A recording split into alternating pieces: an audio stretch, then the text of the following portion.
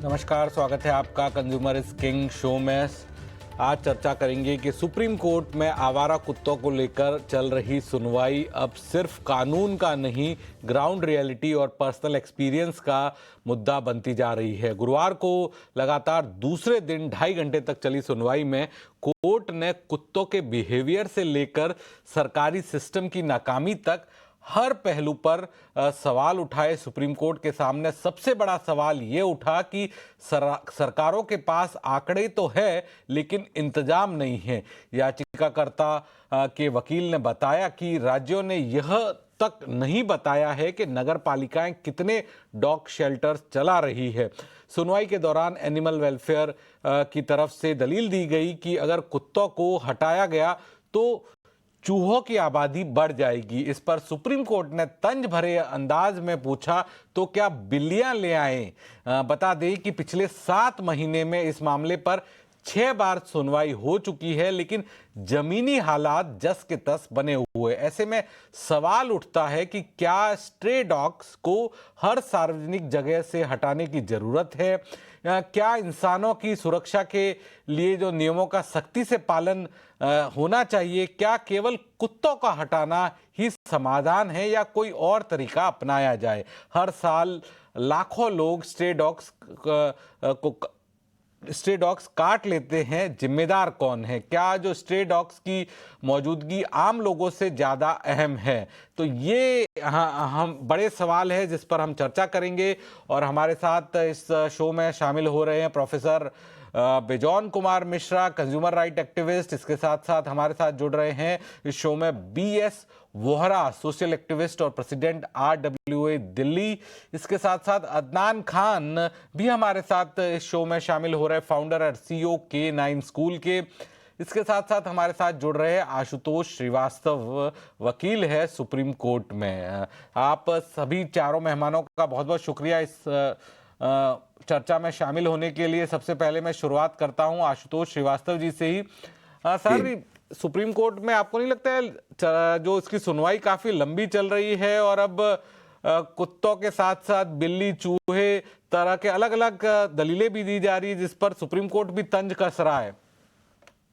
देखिए, मुझे लगता है कि सुप्रीम कोर्ट इसको डिटेल में सुन रहा है और इसमें जो पिटिशनर के अलावा और भी लोग, काफी जो पिटिशनर्स हैं, जो जिन्होंने इम्प्लीड किया है, जो डॉग लवर्स करके जो उसमें ज्वाइन करे हैं, तो दोनों पक्षों को जो है सुप्रीम कोर्ट डिटेल में सुनना चाहता है, समझना चाहता है और फिर इसमें क्या सही डिसीजन होना चाहिए, मुझे लगता है वो सुप्रीम कोर्ट लेगा।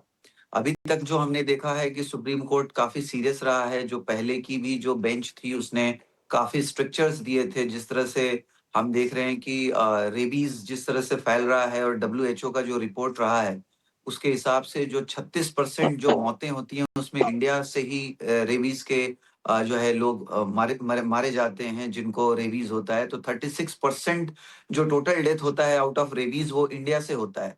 तो ये बहुत बड़ा आंकड़ा है। और हमने पहले भी देखा है कि आप देखिए तो रात में चलना जो है बहुत मुश्किल है। लोगों को कहीं से कोई भी अटैक हो सकता है। डॉग बाइट्स के केसेस भी बहुत हैं इंडिया में। और मुझे लगता है कि सुप्रीम कोर्ट ऐसा नहीं है कि कुत्तों के लिए या उसके लिए कोई क्रुएल्टी या ऐसा, उसको भी सुप्रीम कोर्ट ध्यान में रख रहा है कि कुत्तों की भी सुरक्षा जो है होनी चाहिए। उनको एक प्रॉपर शेल्टर मिले।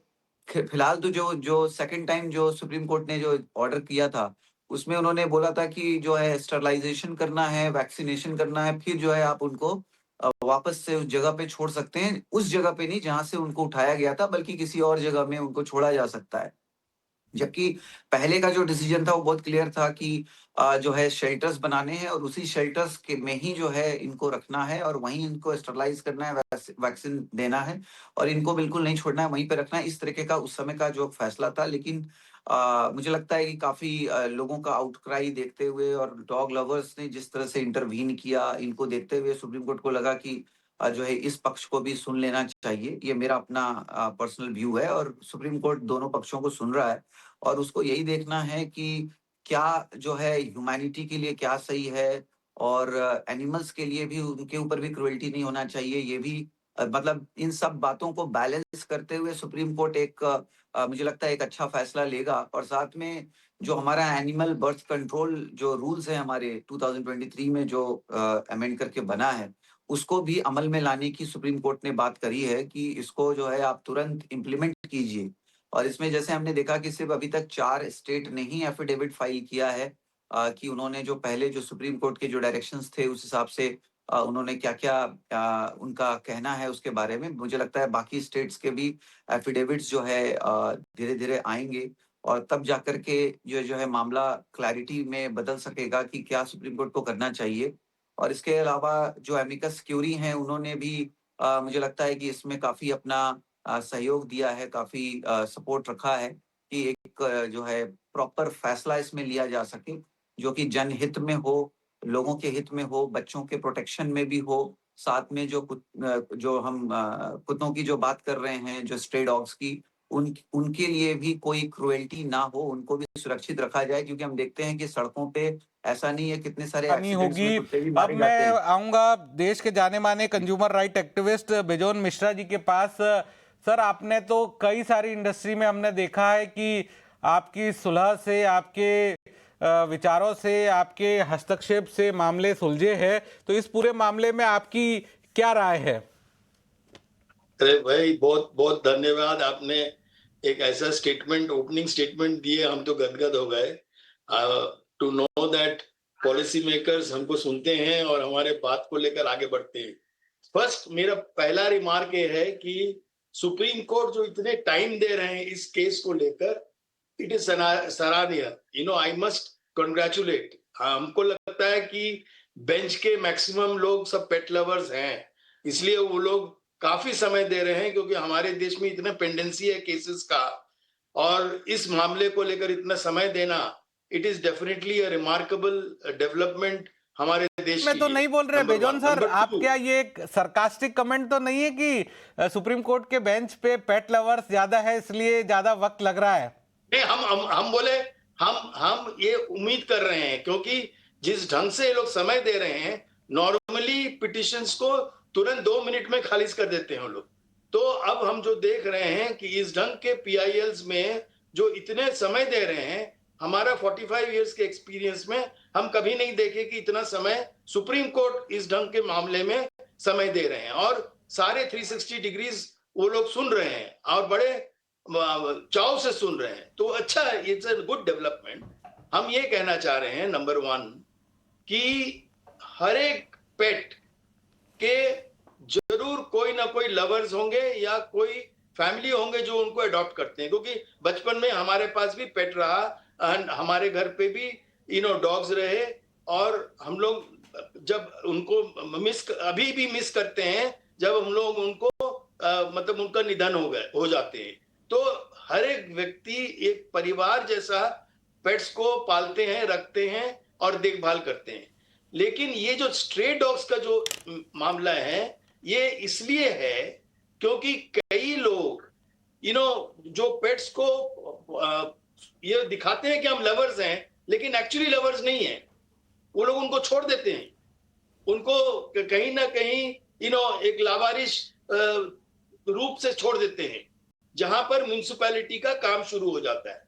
और इसी पे हम लोगों को एक ऐसा कदम लेना चाहिए, कानून लाना चाहिए, सुप्रीम कोर्ट को ऐसा एक डायरेक्टिव देना चाहिए कि हर एक स्टेट में इस ढंग से रिहेबिलिटेशन हो कि जो लोग उनको रखे या जो लोग उनको पाले या फूड फीडिंग किए, उनको देखभाल किए कम्युनिटी में, उनको अडॉप्ट करना अनिवार्य है, उनको कंट्रीब्यूट करना चाहिए उनका रखरखाव के लिए, उनका सुरक्षा के लिए, या हमारे सिटीजन्स के भी सुरक्षा के लिए, बिकॉज वो लोग जब मेंटली अपसेट हो जाते हैं तब वो लोग काटने लगते हैं। तो इसलिए उनको भी हॉस्पिटलाइज करना है, उनको भी रिहेबिलिटेट करना चाहिए, तो उनका भी मतलब सही रूप से उनका देखभाल होना चाहिए।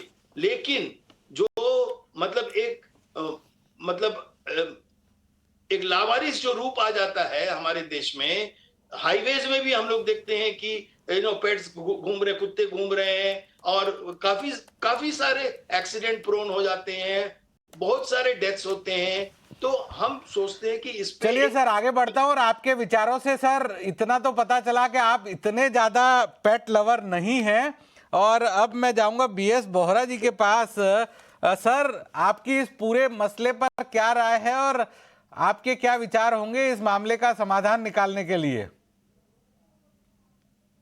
अनुराग जी, टेक्निकली बोलूं तो हम भी डॉग लवर हैं। मेरे पास भी अपने घर में भी कुत्ता रहा है 14-15 साल तक। लेकिन दिक्कत पेट लवर्स की या डॉग लवर्स की नहीं है, दिक्कत है स्ट्रेस की। रात में जब हम घर से बाहर निकलते हैं, पैदल वॉक पे निकलें या अर्ली मॉर्निंग वॉक पे निकलें, और आपके पीछे 4-6 कुत्ते भौंकना शुरू हो जाएं और भागना शुरू हो जाएं, तो हालत खराब हो जाती है। अगर आप ऑड आवर्स में अपनी गाड़ी में निकल रहे हैं तब तो इट्स ओके, आपके पीछे अगर 10 कुत्ते भाग भी रहे हैं तो आपके साथ अगर कोई बैठा तो स्माइल दे देगा, ताली बजा लेगा कि वाह भाई वाह, मजा आ गया। लेकिन जब वही बंदा स्कूटी पे या बाइक पे जा रहा है और पीछे 10-15 कुत्ते भाग रहे हो स्ट्रेस, तो डर लगता है। कुत्तों से हमारी ऐसा सच कोई दुश्मनी नहीं है, कोई नाराजगी नहीं है। हमें सिर्फ डर लगता है कुत्तों के काटने से। और अगर कुत्तों के काटने से डर इसलिए लगता है क्योंकि रेबीज होती है, और अभी कहा गया कि 36% लोग इंडिया में रेबीज से मारे जाते हैं। और डब्ल्यूएचओ का डाटा है कि 18 से 20 हजार लोग इन कुत्तों की वजह से हर साल रेबीज में मरते हैं हमारे देश में। तो कहीं ना कहीं एक चेक और बैलेंस की बहुत ज्यादा जरूरत है। कोर्ट ने पहले जरूर कहा था कि भी हाँ, सारे कुत्तों को उठा के शेल्टर होम्स में डाल दो, लेकिन अब सिर्फ उन कुत्तों की बात हो रही है जो कि इंस्टीट्यूशनल एरियाज में है, जो किसी, मान लीजिए आपकी गली में कोई स्ट्रे घूम रहे हैं, उनको आप खाना खिलाते हो, दूध डालते हो, वो आपको पहचानते हैं, वो आपकी गली के लोग आपको जानते हैं, वो आपको कुछ नहीं कहते। लेकिन एक बस स्टॉप पे, एक रेलवे स्टेशन पे अगर जो कुत्ते हैं जिनको आप कभी जानते नहीं, कभी आपने खाना नहीं दिया, कभी आपने दूध नहीं डाला, वो तो स्ट्रेज है बिल्कुल, वो किसी को भी काट सकते हैं, किसी को भी नुकसान दे सकते हैं। तो कहीं ना कहीं उन कुत्तों पर एक चेक लगना जरूरी है।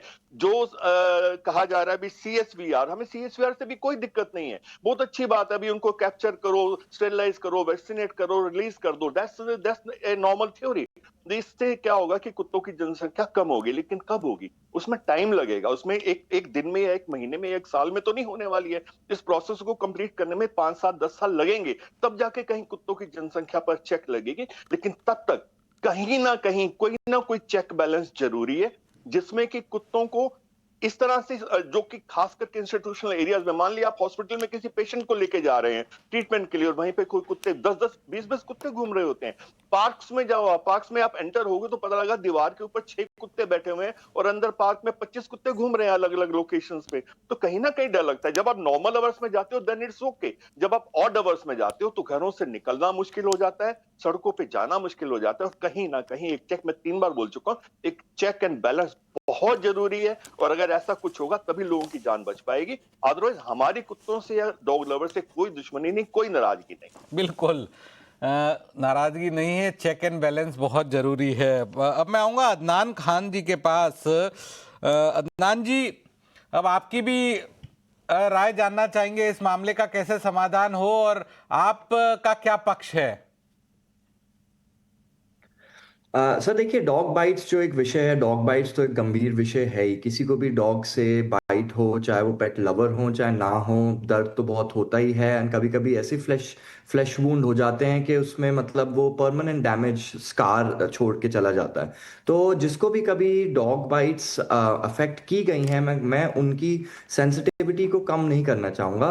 हालांकि मेरा ये मानना है कि जो जो सभी इस पैनल पे कह रहे हैं कि डॉग्स को, सारे कुत्तों को समेट लेना, एक मैदान में रख देना, अगर यही एक ऐसा सोल्यूशन होता, तो इसी के बारे में मेरे 2-3 सवाल हैं कि मान लीजिए आपने सारे काटने वाले कुत्ते उठा के एक मैदान में रख दिए और सरकारी फंड्स उस पे हम लगाए जा रहे हैं। अगर हमने उनको न्यूटर नहीं किया तो वो कुत्ते एक दूसरे से लड़ने लग जाएंगे, वहीं पे वो ब्रीड करके पॉपुलेशन अभी भी बढ़ा रहे होंगे। दूसरा, हमारे पास किसी तरह के हैंडलर्स हैं ही नहीं जो इस तरह के कटखने कुत्तों को अपने दम पे, उनको इतनी सैलरी कोई देने को राजी भी नहीं होगा कि वो रोज काटते हुए कुत्तों को उठाएं, संभालें, मैनेज करें। तो ये बहुत सारा गवर्नमेंट फंड्स हम एलोकेट कर रहे हैं, बट इस तरह से हम सोच नहीं रहे हैं कि वो सारे कुत्तों का वहां पे भी ओवर पॉपुलेशन होता ही चला जाएगा। तो मेरा ये मानना है कि किसी भी एक छोटी कॉलोनी या इंस्टीट्यूशन का मॉडल लिया जाए, जहां पे पिछले 10 साल में उन्होंने पॉपुलेशन कंट्रोल सक्सेसफुली कंप्लीट कर ली है कि आज तक अब कोई नए कुत्ते वहां नहीं आ रहे। डॉग बाइट्स एकदम ज़ीरो हो चुकी हैं। मैंने पिछले 10 साल में इंडिया में डॉग बाइट रिडक्शन, कुत्तों की बाइट्स कम कराने के लिए बहुत सारे कैंपेन्स और प्रोग्राम्स रन कर रहे हैं। तो उसी तरह हर एक और सर, कॉलोनी जो है, आपका कितना मानना है, जिस तरह से सुप्रीम कोर्ट में दलील दी गई कि अगर कुत्तों पे एक्शन लिया गया तो चूहे बढ़ सकते हैं, इस पर आपका क्या कहना है? जी बिल्कुल, एक फैक्टर तो है कि कुत्तों का प्रेजेंस जो था वो रात में विमेन सेफ्टी पे और पेस्ट कंट्रोल में काफी वैलिड जरूर था। एंड ये जो है कि सारे ही कटखने कुत्ते एक मैदान में चले जाएंगे तो हमारी प्रॉब्लम्स दूर हो जाएंगी। मैं आप सभी को इस पैनल पे और सारे व्यूअर्स को ये बोलना चाहूंगा कि इस सिस्टम में अगर आपने एक भी कुत्ता सड़क पे छोड़ दिया या दो भी छोड़ दिए तो वो 1-2 साल में ब्रीड करके वापस उतनी ही आबादी कर देंगे। तो ये सोल्यूशन कहीं नहीं हमें लेके जाएगा जब तक हमने पॉपुलेशन कंट्रोल और डॉग बाइट रिडक्शन पे फोकस किया, इंस्टेड के हम बजट एलोकेट करके एक बड़े से मैदान में 10,000 कटखने कुत्तों को रख दें और फिर सोचे कि हमने प्रॉब्लम सॉल्व कर दी है। बिल्कुल। तो अब इस पूरे मामले की एक बार फिर मैं दर्शकों को टाइमलाइन दिखाता हूं। 28 जुलाई 2025 को सुप्रीम कोर्ट ने मामले को संज्ञान में लिया। रेबीज से होने वाली मौतों की घटनाओं पर खुद नोटिस लिया सुप्रीम कोर्ट ने और इसे गंभीर सार्वजनिक स्वास्थ्य संकट बताया। इसके बाद जो 11 अगस्त 2025 को जो आवासीय इलाके से हटाने का आदेश दिया, रेजिडेंशियल इलाकों से हटाने का, और 8 हफ्तों में शेल्टर होम भेजने की बात कही। लेकिन स्ट्रे डॉग्स के फिर बाद में 13 अगस्त को सुप्रीम कोर्ट के फैसले का काफी विरोध हुआ। चीफ जस्टिस गवई ने स्पेशल बेंच को केस सौंपा गया और इस के बाद स्पेशल बेंच ने 22 अगस्त 2025 को आदेश दिया कि पकड़े गए कुत्ते नसबंदी करके छोड़े जाएंगे, खूंखार कुत्तों को कैद में रखा जाएगा। तो ये रही टाइमलाइन। और इसके बाद 7 नवंबर 2025 को सभी स्टेट और नेशनल हाईवे से आवारा जो पशु है वो हटाने को कहा गया। और इसके बाद 7 जनवरी 2026 के अंदर सुप्रीम कोर्ट की सुनवाई हुई। कई सवाल पूछे गए आवारा कुत्तों की वजह से कब तक परेशानी झेलनी पड़ेगी, इसके अलावा स्कूल, हॉस्पिटल, कोर्ट कैंपस में कुत्तों की क्या जरूरत है। इसके अलावा ये भी कहा गया आज की जो 8 जनवरी की सुनवाई थी कि सुप्रीम कोर्ट में करीब 2.5 घंटे चर्चाई हुई और जानवरों के व्यवहार पर खुलकर टिप्पणियां की गई। और फिर जो है 9 जनवरी को सुप्रीम कोर्ट सुनवाई करेगा। तो आशुतोष जी, ये देखा जो टाइमलाइन थी इसमें कई बार सुप्रीम कोर्ट के द्वारा भी जो पहले संज्ञान में लिया गया उसको और चेंज किया गया। तो क्या वजह रही कि जो जजेस है उनका भी रवैया थोड़ा चेंज हुआ? देखिए, इस तरीके के बहुत सारे जो फैसले होते हैं उसमें कहीं ना कहीं मुझे लगता है कि ये चूंकि पब्लिक इंटरेस्ट में है ये सारी बातें, तो पब्लिक का जो व्यू है या ओपिनियन है उसको भी कंसिडर बहुत हद तक सुप्रीम कोर्ट ने किया उस वक्त। और अभी भी इसी वजह से डिटेल में सुनवाई हो रही है। और मैं मानता हूं कि हमारे जो पैनलिस्ट्स हैं अभी उन्होंने भी यही बात बताई कि इसमें काफी टाइम वक्त जो है जा रहा है सुप्रीम कोर्ट का। मैं इस बात को जानता हूं, समझता हूं, लेकिन इसको इसी वजह से किया जा रहा है ताकि एक सही फैसले पे पहुंचा जा सके और जो सबके लिए सही हो, जो इंसानों के लिए भी, बच्चों के लिए भी, और साथ में जो स्ट्रे डॉग्स हैं उनको भी ध्यान में रखते हुए हो। क्योंकि हम देखते हैं कि ऐसा नहीं है, सड़कों पे कितने स्ट्रे डॉग्स इस तरह से एक्सीडेंट में मर भी तो रहे हैं।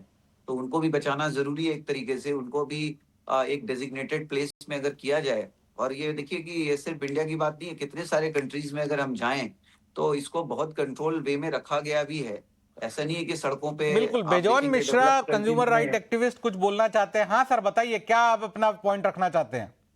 नहीं, मेरा पॉइंट अनुराग जी बहुत सिंपल है कि हर एक, जैसे हमको मालूम है बचपन में जमशेदपुर में जब हम लोग कुत्ते रखे थे तो म्यूनिसिपैलिटी से एक लाइसेंस लेना पड़ता था। Every owner of a pet has to get the pet registered. और हम उम्मीद कर रहे हैं सुप्रीम कोर्ट इसको अनिवार्य करेगा, मैंडेटरी करेगा, डायरेक्ट करेगा हर स्टेट गवर्नमेंट को कि हर एक पेट का रजिस्ट्रेशन होना अनिवार्य है, ताकि ये पता लगे कि उसका कौन है फैमिली मेंबर और कौन इसको रख रखाव कर रहा है और देखभाल कर रहा है पेट का। ये बहुत जरूरी है। तो एक तो रजिस्ट्रेशन होना बहुत जरूरी है, नंबर 1।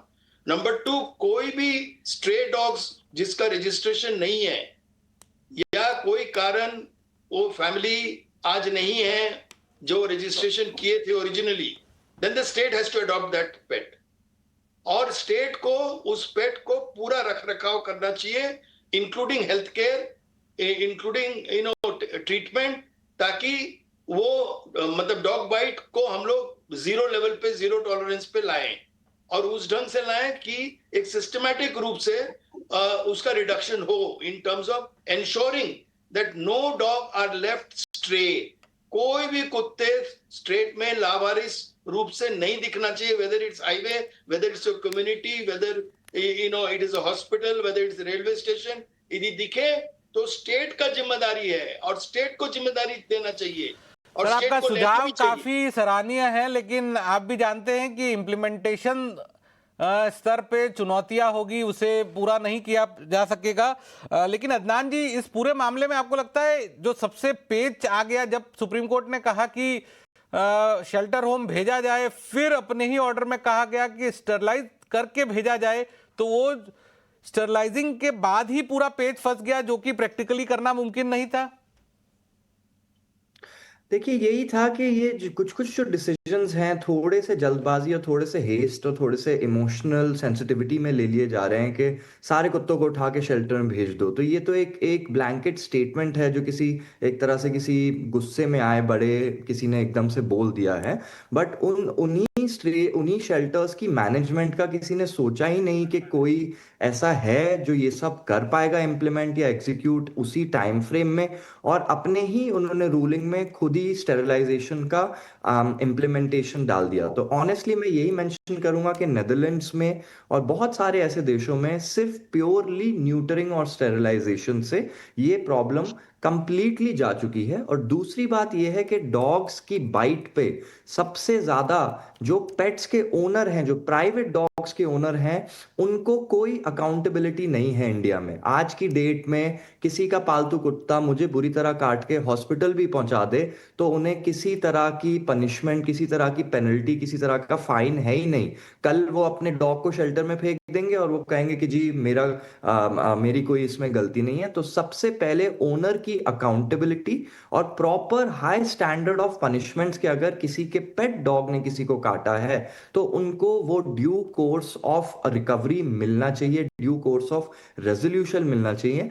आवारा कुत्तों का जो डॉग बाइट्स है वो थोड़ा ब्लोन आउट ऑफ प्रोपोर्शन मैं कहूंगा, क्योंकि पेट डॉग्स की जो बाइट्स हैं अभी तक उसके बारे में कोई बात ही नहीं कर रहा है। और सबसे ज्यादा आसानी से हम उन्हें ही हटा सकते हैं, जैसे सर ने बोला कि पेट डॉग्स का एक लाइसेंस हो ताकि हमें पता रहे कि कौन उसके लिए लीगली जिम्मेदार है।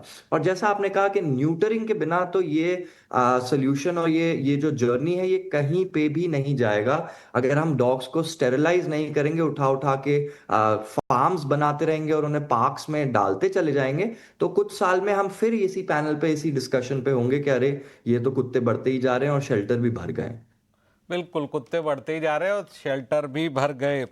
आखिर में वीएस बोहरा जी, आपसे, क्योंकि आपने कहा कि कुत्तों से दिक्कत नहीं है, लेकिन जो आवारा कुत्ते हैं उनसे दिक्कत है। और जो आंकड़ा भी है 2024 का, जो महाराष्ट्र के अंदर डॉग बाइट्स के मामले सामने आए, करीब 4,85,000, तमिलनाडु में 4,80,000, दिल्ली के अंदर 25,000 से ज्यादा, गुजरात के अंदर करीब 4 लाख, कर्नाटक के अंदर 3,61,000, बिहार के अंदर 2,60,000, और ये सरकार का आंकड़ा है, पशुपालन विभाग का आंकड़ा है।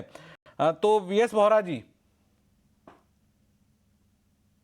देखिए सीधी सी बात है, इनकी तादाद किसी भी तरह रुकनी चाहिए। आज कोर्ट में फेरल डॉग्स की भी बात हुई जो कि लद्दाख में है, कि किस तरह वो झुंड बना के जाते हैं और इकोसिस्टम को डिस्ट्रॉय कर रहे हैं, छोटे जीवों को मार देते हैं, खा जाते हैं, अंडे खराब कर देते हैं। तो कहीं ना कहीं इनके ऊपर एक चेक लगना तो मस्ट है। और उसके लिए एक ऑप्शन ये हो सकती है, क्योंकि बात हम स्ट्रेस की कर रहे हैं, हम पेट्स की बात नहीं कर रहे हैं। पेट्स को जनरली स्टरलाइज भी किया होता है, वैक्सीनेट भी किया होता है, और हम बात कर रहे हैं स्ट्रेस की। अगर हर गली मोहल्ले में कुछ ना कुछ स्ट्रेस है और हर गली मोहल्ले में कोई ना कोई जो डॉग लवर्स भी हैं, तो क्यों नहीं एक ऐसा मैकेनिज्म डेवलप किया जाता जहां पे कि उस एरिया के जो डॉग लवर्स हैं वो उस एरिया के स्ट्रेस को अडॉप्ट करें और उनके गले में एक पट्टा डाला हो जिसमें ये हो भी हाँ इसको ये इंजेक्शन लग गई, इस तारीख को लग गई, ये सब कुछ मेरे हो पास गया। नहीं, और डालो। बेशक उसका खर्चा सरकारी तौर पे हो, उसका खर्चा सरकारी तौर पे हो, लेकिन इस तरह से कहीं ना कहीं एक चेक लगनी शुरू होगी, एक रिस्पॉन्सिबिलिटी आनी शुरू होगी। तो जो डॉग लवर्स खुलेआम ये कहते फिर रहे हैं कि जिस रेस को छोड़ दो छोड़ दो, अभी भी किसने कहा कि सारे कटखने कुत्तों को एक जगह रख देंगे तो उसका क्या होगा? भाई कटखने कुत्तों को कहीं ना कहीं तो अलग करना ही पड़ेगा ना, क्योंकि हम सिर्फ कुत्तों के भला तो हम सोच रहे हैं, लेकिन हमें इंसानों का भला भी तो सोचना है। अगर 20,000 लोग इससे मरते हैं, अगर 36% रेबीज डेथ हमारे देश में होती है, तो हमें उसे भी तो कंसीडर करके चलना है। ठीक है, कुत्ते हम पसंद करते हैं, हम लाइक करते हैं, हम भी डॉग लवर्स हैं, लेकिन क्या हम इंसानों के दुश्मन हैं? वो जो छोटे छोटे बच्चों को कुत्ते काटते हैं, वो जो एल्डरली घर से बाहर निकले उनको कुत्ते काटते हैं, हमें उनके लिए भी तो पेन होना चाहिए, उनका भी तो हमें ट्रस्ट हासिल बिल्कुल करना है। सही कहा कि मान लिया जो कुत्ते जो है कुत्तों के द्वारा टेरिटोरियल हैं, छोटे छोटे बच्चों को काटा जाता है, इंसानों को काटा जाता है, वह भी एक बड़ी चिंता की विषय है और उस पर भी संज्ञान लेना चाहिए कोर्ट को भी, और एक बैलेंस अप्रोच से ही इस पूरी समस्या का समाधान निकाला जा सकता है। तो हमारे चारों मेहमान बेजौन मिश्रा जी को, वीएस वोहरा जी को, अदनान जी को और आशुतोष श्रीवास्तव जी को बहुत बहुत शुक्रिया, आपने इस शो में वक्त दिया और अपने महत्वपूर्ण व्यूज को देश की जनता के सामने शेयर किया। तो इस स्पेशल शो में फिलहाल इतना ही, लेकिन बाकी खबरों के लिए आप बने रहिए ET नाउ स्वदेश के साथ।